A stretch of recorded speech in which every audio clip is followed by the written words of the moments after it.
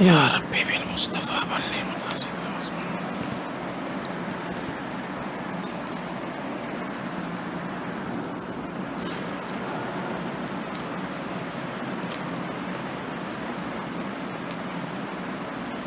الحمد للہ نحمده ونستعینه ونستغفره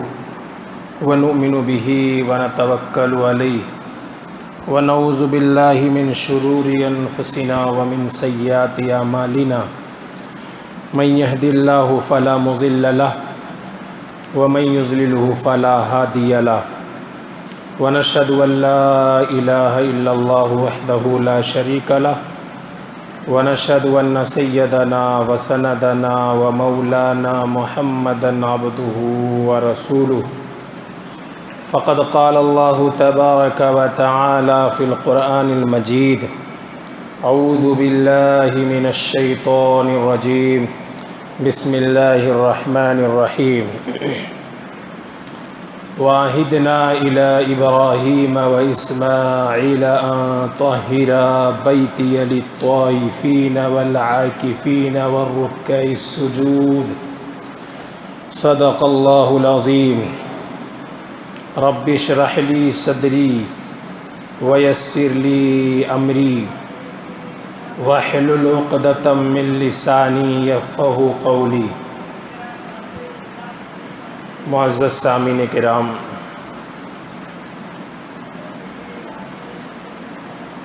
رمضان المبارک کا آخری عشرہ چل رہا ہے. اخیر عشرے میں مکمل اخیر عشرے کا اعتکاف سنت مؤکدہ علی الکفایہ ہے، یعنی اگر محلے کے کوئی ایک صاحب اعتکاف کر لیتے ہیں تو پورے محلے والوں کی طرف سے کافی ہو جائے گا اور سارے محلے والے گناہ سے بچ جائیں گے. لیکن اگر محلے کا کوئی بھی شخص اعتکاف کی نیت سے مکمل اخیر عشرے کا اعتکاف کرنے کے لیے مسجد میں نہ آئے تو سارے محلے والے گنہگار ہوں گے. یہ اور بات ہے کہ اخیر عشرے کے اعتکاف کی فضیلت اور ثواب کا مستحق تنہا وہی شخص ہوگا جو اعتکاف کرے گا.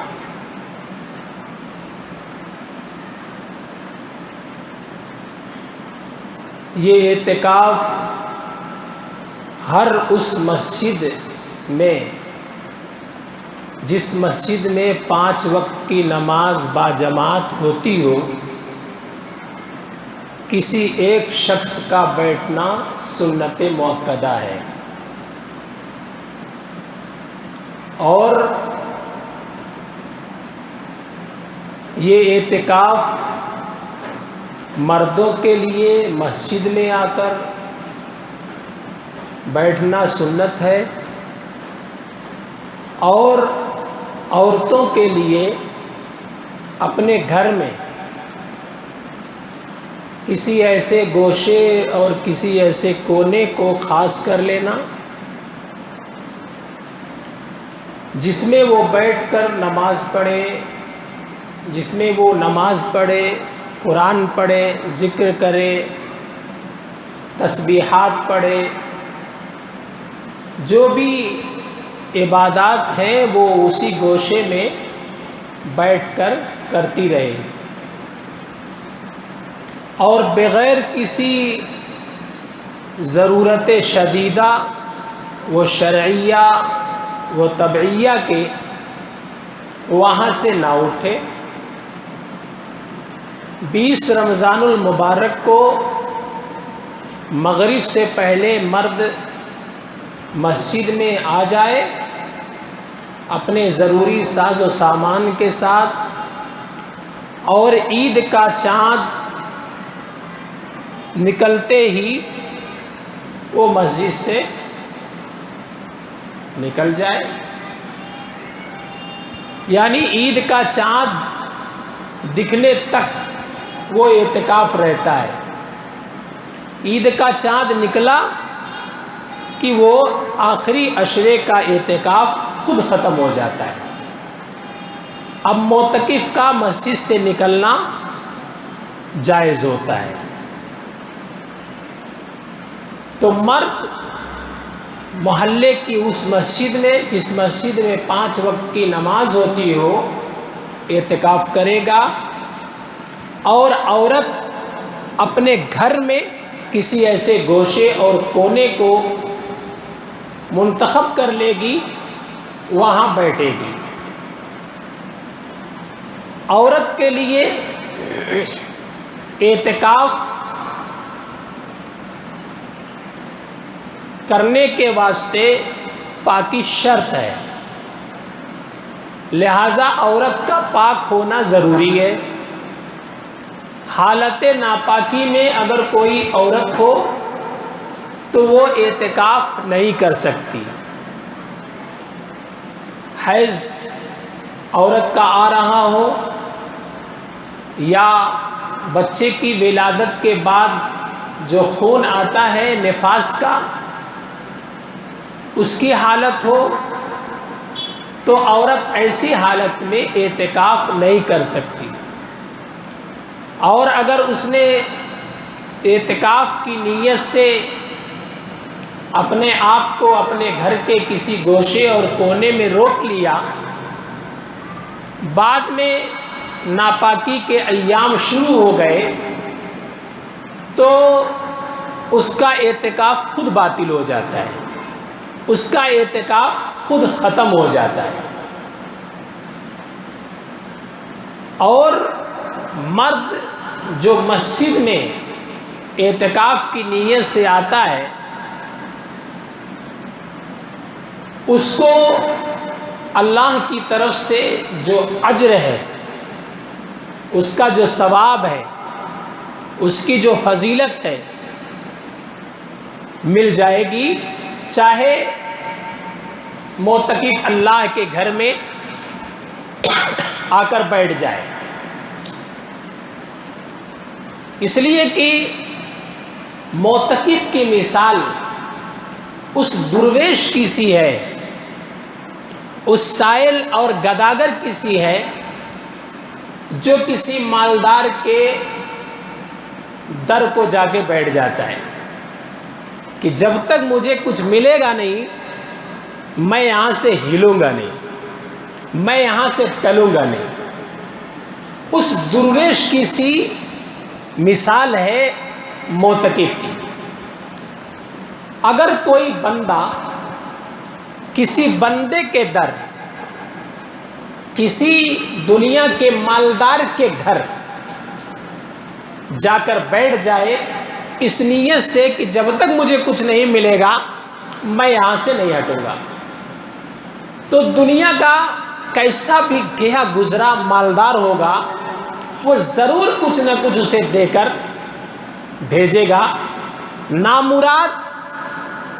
اور مایوس کر کے اسے اپنے گھر سے در سے نہیں بھیجے گا۔ جب دنیا کے ایک معمولی مالدار کی یہ مثال ہے، تو وہ ہمارا رب، وہ تو احکم الحاکمین ہے، وہ تو بادشاہوں کا بادشاہ ہے۔ اس رب سے یہ کہاں توقع کی جا سکتی ہے، اس رب سے یہ کہاں امید کی جا سکتی ہے کہ اس کا کوئی بندہ اس کے در کو آ کے بیٹھ جائے اور اس کا رب اسے مایوس اور نا امید واپس کرے۔ اس لیے جو بندہ اللہ کے در کو آ کے بیٹھ جائے گا، اللہ ضرور اپنے اس بندے کو بامراد واپس کریں گے۔ اللہ اپنے اس بندے کو اس کا دامن بھر کے واپس کریں گے۔ تو خوش نصیب ہیں وہ اللہ کے بندے جنہیں رمضان کے مبارک مہینے میں اخیر عشرے کا مکمل اعتکاف کرنے کی سعادت مل جائے، اخیر عشرے کے مکمل اعتکاف کی توفیق مل جائے۔ ایسے اللہ کے بندے خوش نصیب ہیں اور خوش بخت ہیں۔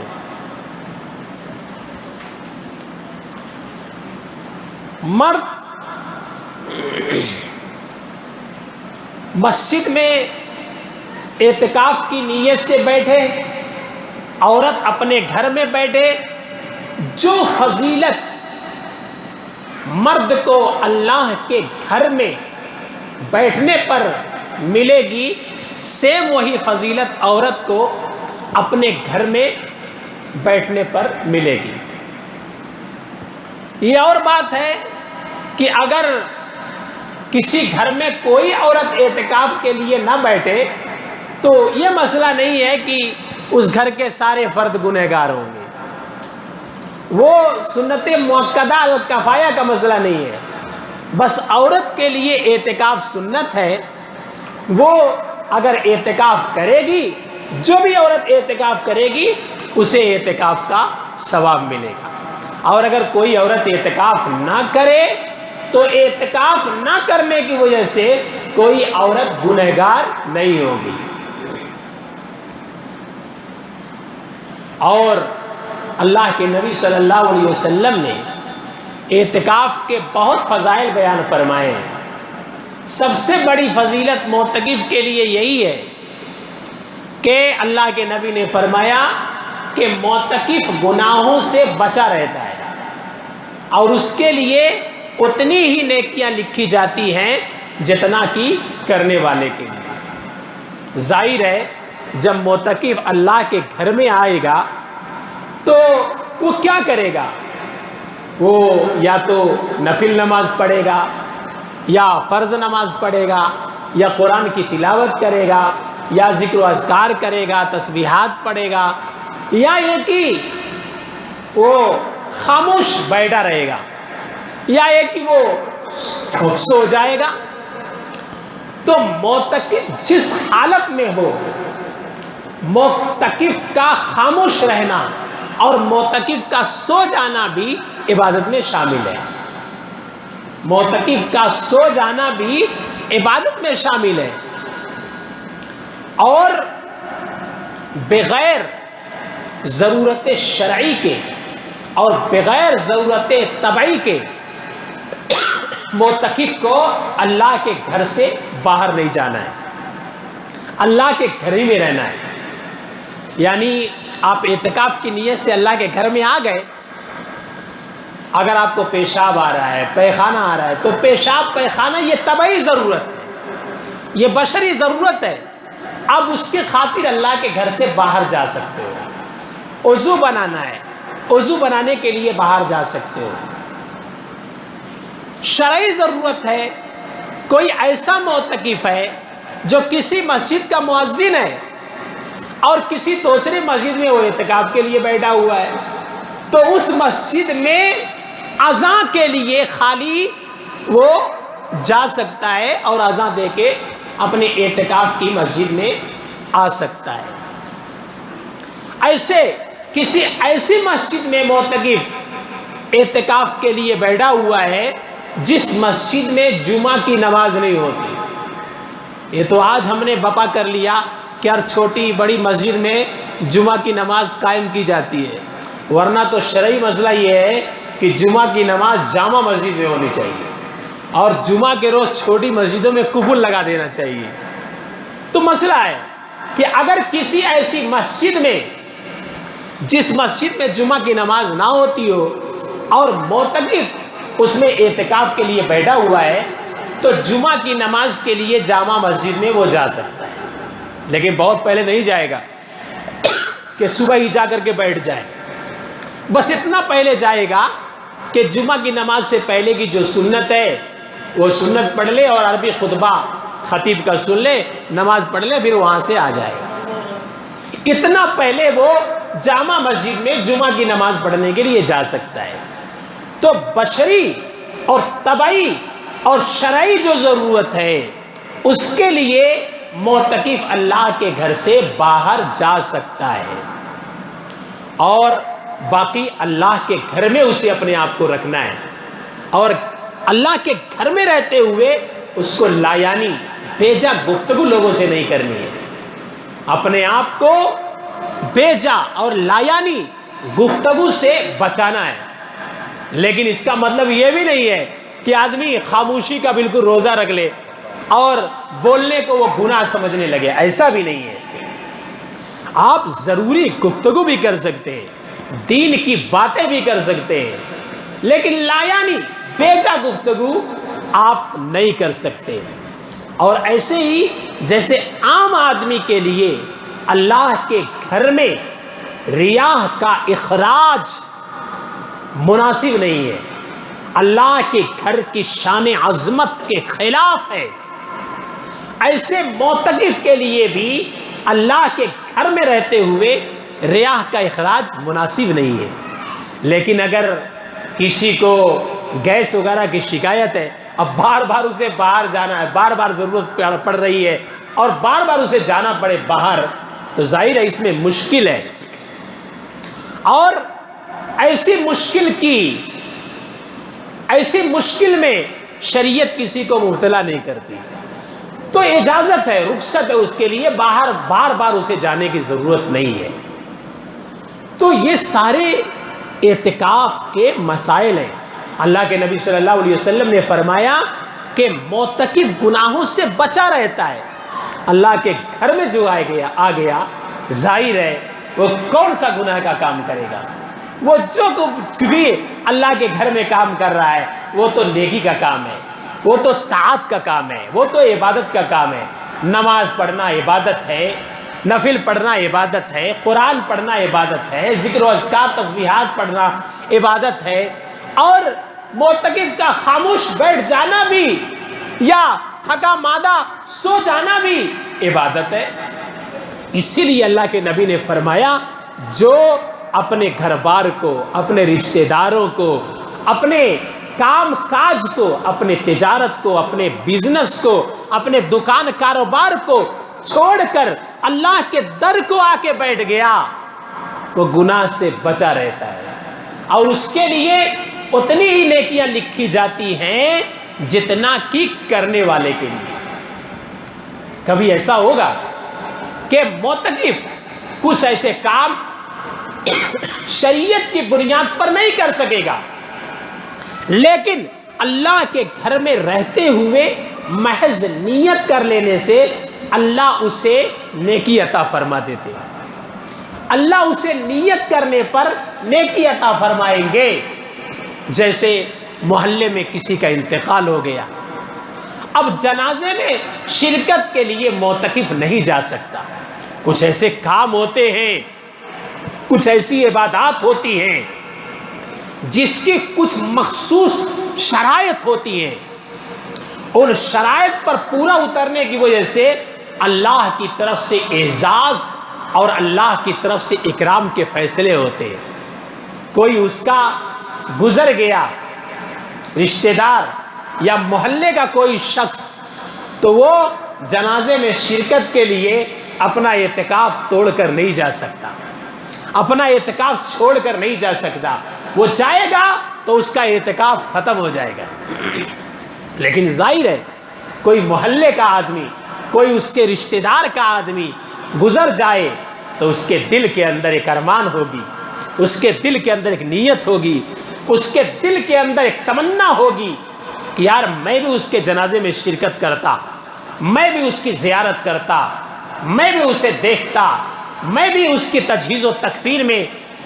شامل ہوتا، شرکت کرتا۔ ظاہر ہے اس کے دل کے اندر ایک ارادہ ہوگا، ایک نیت ہوگی، بس اسی نیت پر اللہ تعالی جو تجہیز و تکفین کا کام کر رہے ہیں ان کے برابر اسے اجر و ثواب اللہ کے گھر میں ٹھہرے رہنے پر بھی عطا فرمائیں گے۔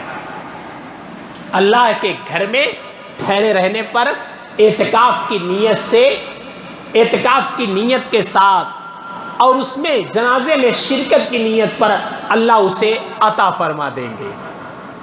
تو یہ اللہ کی طرف سے کتنی بڑی عطا ہے، اللہ کی طرف سے کتنی بڑی بخشش ہے کہ معتکف کو اتنی ہی نیکیاں لکھی جائیں گی جتنا کہ کرنے والے کے لیے۔ محلے میں کوئی آدمی بیمار پڑ گیا، لوگ اس کی عیادت کے لیے جا رہے ہیں، لوگ اس کی مزاج پرسی کے لیے جا رہے ہیں۔ اب یہ معتکف اللہ کے گھر میں ٹھہرا ہوا ہے، اس کے دل کے اندر ارادہ ہو رہا ہے، یار اگر میں اعتکاف میں نہ ہوتا تو میں بھی فلانے کو دیکھنے کے لیے جاتا، میں بھی فلانے کی عیادت کے لیے جاتا، میں بھی فلانے کی مزاج پرسی کے لیے جاتا۔ بس اس نے دل کے اندر ارادہ کر لیا، جو لوگ اس بیمار کی عیادت کے لیے مزاج پرسی کے لیے جا رہے، جتنا ان کو ثواب مل رہا ہے، معتکف کو اللہ کے گھر میں حالت اعتکاف میں بس نیت کر لینے پر اللہ اتنا اجر و ثواب اس کے نام اعمال میں لکھ رہے ہیں۔ تو معتکف کو اتنا ثواب عطا کیا جائے گا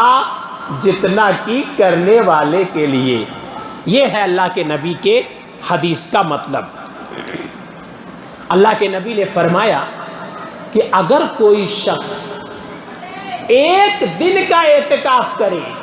ایک دن کا اعتکاف کرے عام حالت میں، تو اللہ تعالی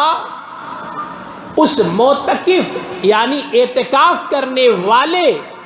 اور جہنم کے درمیان میں تین خندقیں آڑ بنا دیتے ہیں۔ خندق معلوم، جو زمین میں کھود کر گہرائی میں گڈھا بنا دیا جاتا ہے، تین خندقیں جہنم اور اعتکاف کرنے والے کے بیچ میں اللہ تعالی بنا دیں گے، اور ایک ایک خندق کی مسافت زمین اور آسمان کے درمیان کے مسافت کے بقدر ہے۔ زمین اور آسمان کے بیچ میں جو مسافت ہے، جو لمبائی ہے، ایک ایک خندق اتنی لمبی لمبی اللہ بنا دیں گے، یعنی گویا کہ ایک دن کا اعتکاف کرنے والا عام دنوں میں ایک دن کے لیے اللہ کے گھر میں اپنے آپ کو روکنے والا، اس کو اللہ کی طرف سے یہ اعزاز ملے گا، اللہ کی طرف سے اسے یہ فضیلت ہے کہ اللہ تعالیٰ اس معتکف اور جہنم کے درمیان میں اتنی دوری پیدا فرما دیں گے، جہنم سے اللہ تعالیٰ اسے اتنا دور کر دیں گے۔ تو اتنی بڑی فضیلت اعتکاف کرنے والے کی ہے۔ عام دن میں جب ایک دن کے اعتکاف کی یہ فضیلت ہے، تو یہ تو اخیر عشرے کا اعتکاف ہے، اور وہ بھی رمضان کے اخیر عشرے کا اعتکاف ہے، اور مکمل عشرے کا اعتکاف ہے، جس عشرے کی ہر اعتبار سے فضیلت بیان کی گئی ہے۔ اس میں اللہ تعالیٰ اعتکاف کرنے والے کو جہنم سے کتنا دور کر دیں گے۔ اور اللہ کے نبی نے فرمایا، جو اخیر عشرے کا مکمل اعتکاف کرتا ہے، اسے 2 حج اور عمرے کا ثواب عطا کیا جاتا ہے۔ ایک حج کرنے پر آدمی کو لاکھوں روپے خرچ کرنے پڑتے ہیں، اور کم سے کم 40 دن آدمی کو نکالنا پڑتا ہے، اپنے گھر بار کو چھوڑنا پڑتا ہے، اپنے کاروبار کو چھوڑنا پڑتا ہے، اپنے بزنس، اپنے تجارت کو چھوڑنا پڑتا ہے، اپنے قیمتی اوقات کو قربان کر کے حج بیت اللہ کے لیے اپنے علاقے، بستی، شہر اور رشتہ داروں کو، گھر بار کو، فیملی کو چھوڑ کے جانا پڑتا ہے، تب جا کے 40 دن میں کہیں حج ادا ہوتا ہے۔ 40 دن اپنے گھر سے بندہ دور رہتا ہے، تب اسے ایک حج ملتا ہے۔ اور یہاں اللہ فرماتے ہیں، مکمل رمضان کے اخیر عشرے کا کوئی بندہ اعتکاف کرے تو اسے 2 حج کا ثواب عطا ہوتا ہے،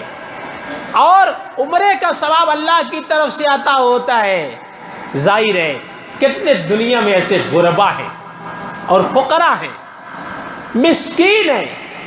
غیر صاحب استطاعت لوگ ہیں، جن کے پاس اتنے پیسے نہیں ہیں کہ وہ حج بیت اللہ کے لیے جا سکے۔ پروردگار کی طرف سے کتنا بڑا آفر ہے، پروردگار کی طرف سے کتنا بڑا آفر ہے کہ ایسے لوگ اپنے گھر میں رہتے ہوئے، اپنے محلے میں رہتے ہوئے، اپنے رشتہ داروں میں رہتے ہوئے، بس اللہ کے گھر میں آ کے بیٹھ کر 10 دن کے لیے اتنی بڑی فضیلت حاصل کر سکتے ہیں، اتنی بڑی فضیلت، یعنی 2 حج اور عمرے کا ثواب وہ حاصل کر سکتے ہیں۔ اور جو آدمی اللہ کے گھر میں آ کے بیٹھتا ہے، ظاہر ہے کہ وہ کس قدر عبادات کا اہتمام کرتا ہے۔ وہ ٹائم سے ہر 5 وقت کی نماز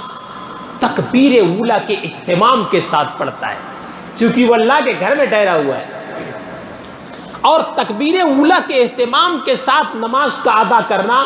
کتنی بڑی فضیلت کا باعث ہے۔ اور اللہ کے نبی نے فرمایا کہ معتکف نماز کے انتظار میں رہتا ہے۔ ظاہر ہے جب وہ فجر پڑھ لے گا تو وہ ظہر کے انتظار میں رہے گا، اور جب ظہر پڑھ لے گا تو عصر کے انتظار میں رہے گا، اور جب عصر پڑھے گا تو مغرب پڑھے گا تو عشاء کے انتظار میں رہے گا۔ تو معتکف گویا کی نماز کے انتظار میں رہتا ہے، اور اللہ کے نبی نے فرمایا جو نماز کے انتظار میں رہتا ہے، کل کو اللہ تعالیٰ ایسے شخص کو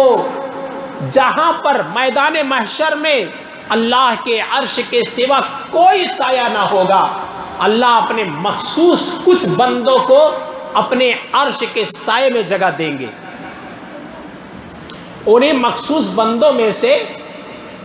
وہ بندہ بھی ہے جو نماز کے انتظار میں رہتا ہے، ایک نماز پڑھ کے دوسری نماز کے انتظار میں رہتا ہے۔ اللہ تعالیٰ گویا کہ اس معتکف کو بھی اپنے عرش کا سایہ نصیب فرمائیں گے۔ اور جو اللہ کے گھر میں آ کے بیٹھا ہوا رہتا ہے، اللہ کے در پہ آ کے جم جاتا ہے، اور رمضان کے آخری عشرے میں بیٹھ جاتا ہے اللہ کے در پر، اللہ کے گھر پر، تو پھر اسے غلبہ ظن ہوتا ہے لیلۃ القدر اور شب قدر کے پانے کا۔ اس لیے کہ اللہ کے نبی نے فرمایا کہ لیلۃ القدر شب قدر رمضان کی آخری راتوں میں ہوتی ہے، رمضان کے آخری عشرے میں ہوتی ہے۔ اللہ کے نبی نے فرمایا طاق راتوں میں ہوتی ہے، اور اللہ کے نبی نے فرمایا جو تلاش کرتا ہے اسے چاہیے کم سے کم 27ویں کو تلاش کر لے۔ یقین کے ساتھ کوئی نہیں کہہ سکتا، لیکن غلبہ ظن لوگوں نے بیان کیا ہے۔ اس لیے کتنی اللہ کے بندے ہیں جب یقین نہیں ہے وہ کب ہوتی ہے، کہنے والوں نے کہا پورے سال وہ ادھر ادھر دوڑتی رہتی ہے، کچھ لوگوں نے کہا کہ رمضان کے کسی رات میں ہوتی ہے، کچھ لوگوں نے کہا رمضان کے آخر عشرے میں ہوتی ہے، کچھ لوگوں نے کہا آخر عشرے کی طاق راتوں میں ہوتی ہے، کچھ لوگوں نے کہا وہ 27ویں کو ہوتی ہے۔ تو بہت سے اللہ کے بندے ایسے ہیں جو پورے سال شب قدر کی تلاش و تتبع کرتے رہتے ہیں۔ کچھ اللہ کے بندے ایسے ہیں جو رمضان کی ہر رات میں اسے تلاش کرتے رہتے ہیں۔ کچھ اللہ کے بندے ایسے ہوتے ہیں جو آخر عشرے کی ہر رات میں اسے تلاش کرتے ہیں۔ کچھ اللہ کے بندے ایسے ہیں کہ کم سے کم رمضان کے آخر عشرے کی طاق راتوں میں تلاش کرتے ہیں، اور کچھ اللہ کے بندے ایسے ہوتے ہیں جو 27ویں کو تو جگ کر اور اللہ کی عبادت کر کے اللہ کو منا کر اسے تلاش کرتے ہیں۔ جو اللہ کا بندہ رمضان کے آخری عشرے میں اعتکاف کی نیت سے آ جاتا ہے، اگر آخری عشرے کی کسی بھی رات میں وہ لیلۃ القدر آ گئی، شب قدر آ گئی، تو اسے ہزار مہینوں کی رات میں عبادت کا ثواب خود مل جائے گا۔ اس لیے کہ وہ عشاء کی نماز پڑھے گا، وہ مغرب کی نماز پڑھے گا، عشاء کی نماز پڑھے گا، تراویح پڑھے گا، اور تراویح کے بعد اگر وہ سو گیا تو معتکف کا سونا عبادت، اور پھر سحر میں اٹھ گیا، فجر کی نماز پڑھ گیا، تو پوری رات عبادت میں وہ شامل ہو گیا، پوری رات عبادت میں شامل ہو گیا۔ اور اگر ان اخیر عشرے کی کسی بھی رات میں شب قدر ہو گئی تو اس رات میں عبادت کا ثواب، یعنی 1000 مہینے میں عبادت کا ثواب اسے مل جائے گا، اسے مل جائے گا۔ اس لیے بڑی فضیلت بیان کی گئی ہے اخیر عشرے کی طواف کی، اخیر عشرے کے اعتکاف کی۔ تو جو بندہ اللہ کا، جسے اللہ توفیق عنایت فرما دے، وہ اللہ کے گھر میں اعتکاف کی نیت سے آ جائے، اللہ کا خوش نصیب بندہ ہے۔ رمضان کا مبارک مہینہ سال میں ایک ہی بار آتا ہے، مہمان کے طور پر آتا ہے۔ روزہ بھی اللہ کا مہمان ہے، اور تراویح بھی اللہ کا مہمان ہے، تراویح بھی اللہ کی مہمان ہے۔ اور اس کے ساتھ ساتھ یہ اخیر عشرے کا اعتکاف رمضان کا، یہ بھی گویا کہ اللہ کا مہمان ہے، جو اب ختم ہوگا، اب ختم ہوگا اس سال تو 2024 میں آئے گا، آئندہ سال آئے گا، ایک سال کے بعد ہی آئے گا۔ اس سے پہلے آپ کو اس اعتکاف کی فضیلت ملنے والی نہیں ہے۔ یہ مہمان اس سے پہلے، ایک سال کے پہلے پھر دوبارہ آپ کے پاس آنے والا نہیں ہے۔ اور پھر کس کے زندگی میں آئے گا، کس کے زندگی میں نہیں آئے گا، یہ بھی کچھ نہیں کہا جا سکتا۔ اس لیے کہتے ہیں غنیمت جان لے مل بیٹھنے کو، غنیمت جان لے مل بیٹھنے کو، جدائی کی گھڑی سر پر کھڑی ہے، جدائی کی گھڑی سر پر کھڑی ہے۔ یہ زندگی پانی کا ایک بلبلہ ہے، کس کے زندگی کا یہ بلبلہ کب پھوٹ جائے کچھ کہا نہیں جا سکتا، کچھ کہا نہیں جا سکتا۔ کتنے اللہ کے بندے ہیں جو گزشتہ رمضان میں آپ کے ساتھ تھے، اور آج کے اس سال کے رمضان میں آپ کے ساتھ وہ نہیں ہے، آپ کے ساتھ وہ نہیں ہے۔ اس لیے اپنی زندگی کے لمحات کی قدر کیجئے، اور اپنے آپ کو طاعات پر لگائیے، اپنے آپ کو طاعات پر ابھاریے، اللہ کی رضا اور خوشنودی کو حاصل کرنے کی کوشش کیجئے۔ رمضان کا مبارک مہینہ جو نیکیوں کا آفر، جو نیکیوں کا سیزن لے کر کے آیا ہے، اللہ کی رحمتوں کو، اللہ کی عنایتوں کو، اللہ کی خاص بخششوں کو لوٹ لیجئے، لوٹ لیجئے۔ اگر کوئی آدمی کہیں پر کوئی آفر کا سامان بیچ رہا ہو، 1000 روپے کا سامان 100 روپے پر دے رہا ہو، تو پوری انسانیت جا کر ٹوٹ پڑے گی اس سامان کو لینے کے لیے۔ پروردگار نے اپنے بندوں کو سال میں ایک بار آفر دیا، میرے بندو آؤ آؤ آؤ، میری رحمت، میری عنایات بارش کے قطروں کی طرح، ریت کے ذروں کی طرح اور جھاڑ کے پتوں کی طرح اڑائی جا رہی ہے، لٹائی جا رہی ہے۔ آؤ میرے بندو، میری رحمتوں کو لوٹ لو، نفل پڑھو، فرض کا ثواب لے لو، فرض پڑھو 70 فرض کا ثواب لے لو۔ اللہ کی طرف سے